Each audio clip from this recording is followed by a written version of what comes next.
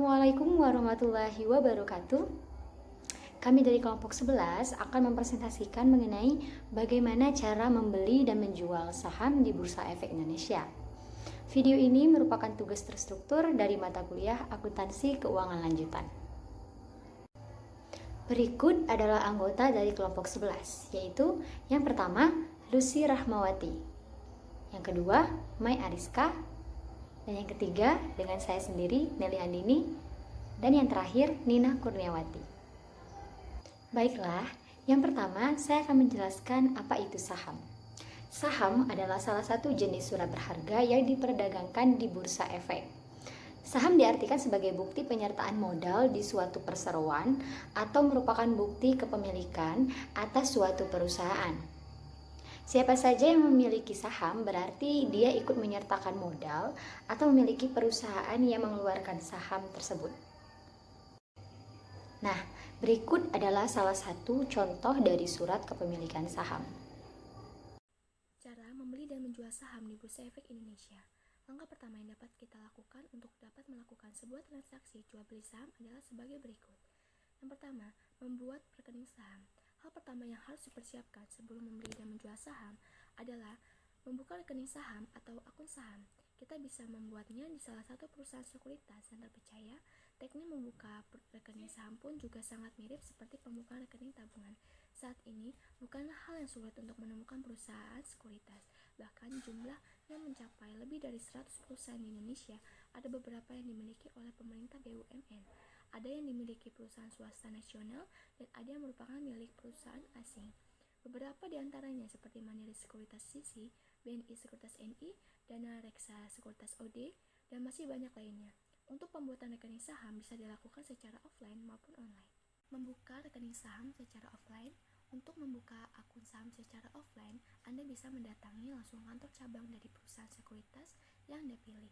Pada saat akan membuka rekening saham, ada beberapa data-data yang dibutuhkan, antara lain adalah yang pertama, fotokopi identitas diri, yang kedua, data alamat tempat tinggal, yang ketiga, fotokopi rekening tabungan, yang keempat, data usaha atau pekerjaan, yang terakhir ada data ahli waris.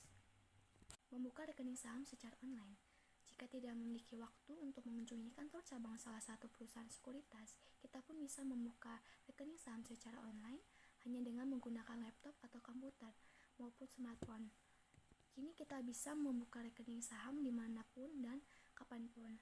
Saat ini ada beberapa perusahaan sekuritas yang telah menyediakan fasilitas pembuatan rekening saham secara online, dan jangan lupa pula untuk mempersiapkan berkas-berkas yang dibutuhkan dalam bentuk soft file untuk melengkapi persyaratan pembuatan rekening saham.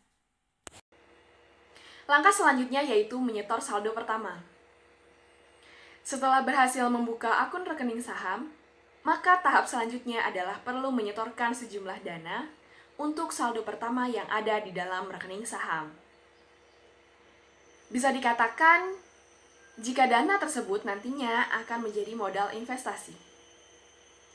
Untuk besaran setoran pertama tergantung dari kebijakan masing-masing perusahaan sekuritas. Umumnya mulai dari 1 juta rupiah hingga puluhan juta rupiah. Biasanya perusahaan sekuritas asing mempunyai persyaratan saldo pertama yang terbilang lebih tinggi. Jika kita sudah menyetorkan dana untuk saldo pertama, maka akun rekening saham kita dapat diproses dan kita bisa menjadi bagian dari pasar modal sebagai investor. Kita bisa menyetorkan dana secara tunai maupun transfer melalui rekening pribadi ke RDI.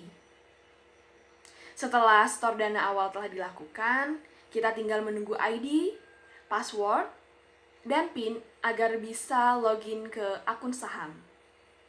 Selain itu, nantinya kita juga akan mendapatkan kartu akses KSEI.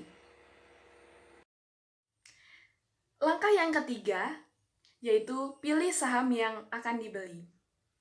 Namun, kita tidak bisa asal memilih karena tujuan dalam membeli saham tentunya yang bisa mendatangkan keuntungan bagi investasi yang kita jalankan. Dalam membeli saham, dibutuhkan analisa-analisa mengenai kondisi perusahaan.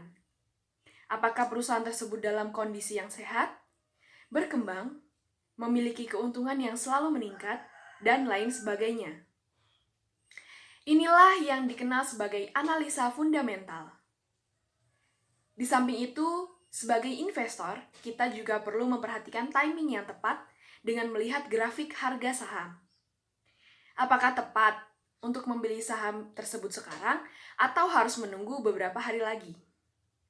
Inilah yang disebut sebagai analisa teknikal. Karena itulah pentingnya untuk mempelajari analisa-analisa dalam investasi saham agar kita bisa menentukan strategi yang tepat. Langkah selanjutnya yang perlu kita lakukan ketika sudah menjadi seorang nasabah di Bursa Efek Indonesia adalah melakukan pesanan dari nasabah. Karena kegiatan transaksi jual beli saham biasa dilakukan dan diawali dengan intrinsik yang disampaikan oleh investor kepada pialang. Pada tahap ini, kita akan mendapatkan perintah atau pesanan yang dapat dilakukan dengan langsung. Hal ini terjadi di mana investor datang ke sebuah kantor pialang atau ketika informasi tersebut disampaikan dengan komunikasi lainnya. Yang kelima yaitu pesanan diteruskan ke floor trader. Jadi apabila kita telah melakukan atau menyelesaikan sebuah pesanan dan pesanan tersebut itu telah masuk ke dalam suatu perusahaan, maka pesanan itu juga akan otomatis masuk ke petugas pialang yang ada di bursa efek tersebut. Yang keenam yaitu pesanan diteruskan ke JATS. Jadi jika sebelumnya tadi pesanan diteruskan ke floor trader, maka petugas itu akan mengentry pesanan yang masuk ke dalam sebuah sistem komputer yang ada di bursa efek yang bernama JATS. Di mana di bursa efek itu terdapat 400 lebih terminal JATS untuk mengentry pesanan yang ada di dalam bursa efek. Langkah yang terakhir yaitu match and settlement. Nah, langkah ini merupakan langkah yang terakhir yang terjadi dalam jual beli saham, di mana match itu atau yang biasa dikenal dengan transaksi jual beli saham yang terjadi dalam arti penjual dan pembeli itu telah cocok untuk menentukan harga saham. Nah, apabila saham atau harga tersebut telah cocok, maka akan terjadi settlement, di mana investor itu tidak dengan otomatis mendapatkan hak-haknya, karena pada tahap ini masih membutuhkan tahap lagi, yaitu tahap clearing dan pemindah bukuan. Demikian presentasi dari kelompok kami mengenai bagaimana cara membeli dan menjual saham di Bursa Efek Indonesia. Kami minta maaf apabila ada kesalahan kata. Akhir kata saya ucapkan wassalamualaikum warahmatullahi wabarakatuh.